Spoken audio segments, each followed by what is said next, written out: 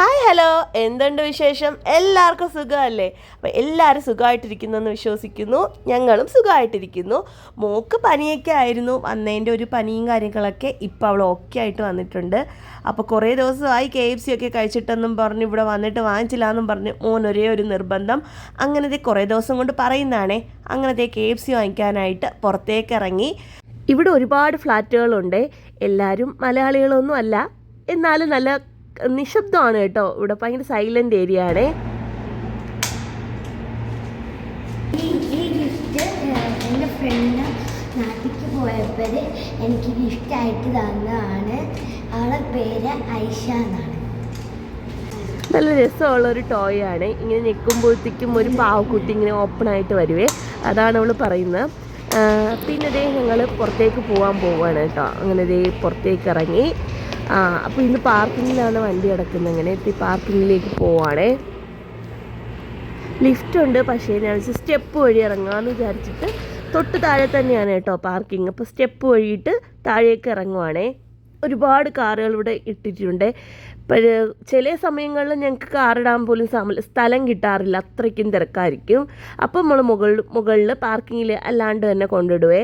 ഇവിടെ പകലിനെക്കാട്ടി യാത്ര ചെയ്യാൻ സുഖം രാത്രിയിലാണ്. അടിപൊളിയാണ് കേട്ടോ. രാത്രിയിൽ ആ ഒരു യാത്രയെന്ന് പറയുന്നത് നല്ല ലൈറ്റും കാര്യങ്ങളും തിരക്കും കൂടുതൽ നൈറ്റാണെന്നാണ് എനിക്ക് തോന്നിയിട്ടുള്ളത്.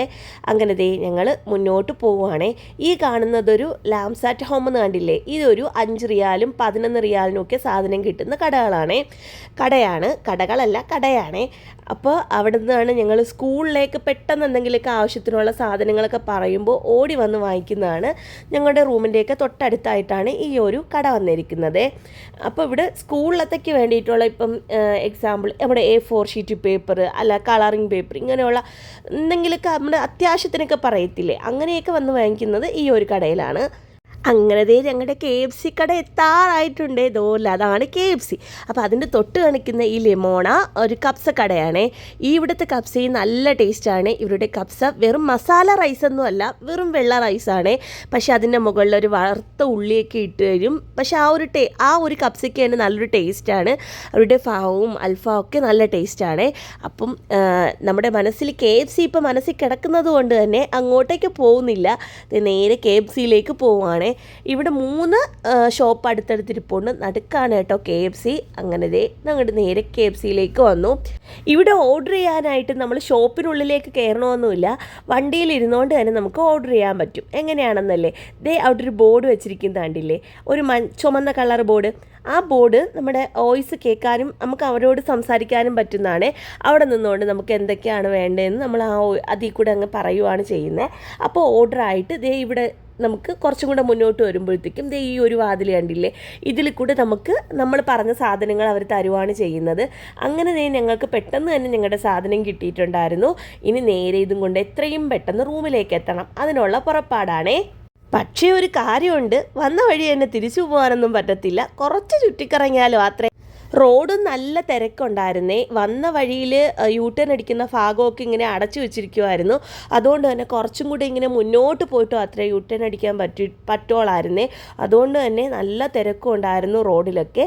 അങ്ങനെ വന്ന വഴിയിൽ കുബൂസ് കൂടെ വാങ്ങിക്കണമെന്നും പറഞ്ഞിട്ട് മോൻ്റെ കുബൂസ് വാങ്ങിക്കാനായിട്ട് പോയിട്ടുണ്ട്.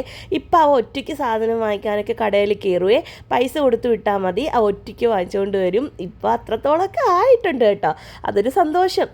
ഇപ്പം എൻ്റെ കാര്യം കേട്ടിരുന്ന നിങ്ങളൊരു കാര്യം മറന്നില്ലേ, ചാനൽ സബ്സ്ക്രൈബ് ചെയ്യുന്ന കാര്യം. അപ്പം പെട്ടെന്ന് തന്നെ ചാനലും സബ്സ്ക്രൈബ് ചെയ്ത് ഒരു കമൻറ്റും ഇട്ട് ഒരു ലൈക്കും കൂടെ അങ്ങ് ചെയ്തേ. അപ്പോൾ ഞങ്ങൾ KFC ഒക്കെ കഴിക്കാൻ പോവുകയാണേ. അപ്പം ഇത് കിട്ടിയിട്ടുള്ളത് എന്താണെന്ന് നോക്കാം.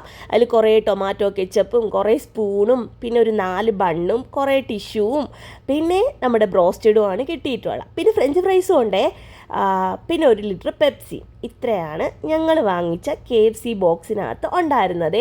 പക്ഷേ KFC അത്ര ടേസ്റ്റൊന്നും ഇല്ലായിരുന്നു, ഫ്ലോപ്പായിരുന്നു കേട്ടോ സംഭവം. കാര്യമെന്ന് വെച്ചിട്ടുണ്ടെങ്കിൽ ഞങ്ങൾ ഉദ്ദേശിച്ച ക്രിസ്പിയും കാര്യങ്ങളൊന്നും ഈ KFCയിൽ ഇല്ലായിരുന്നു.